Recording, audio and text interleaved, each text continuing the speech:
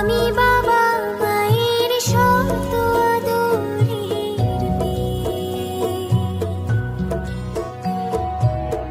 আমি বড় হই সকলের ভালোবাসা নিয়ে, আমার দু চোখে অনেক স্বপ্ন থাকে, আমি পড়ালেখা শিখতে চাই। আমি বাবা মায়ের শত আদরের মেয়ে। যদি চার দেয়ালের মাঝে কাটি সারা জীবন, তাহলে থাকবো শুধু বোঝা হয়ে। শিক্ষা আমায় মুক্তি দেবে, মুক্তি দেবে।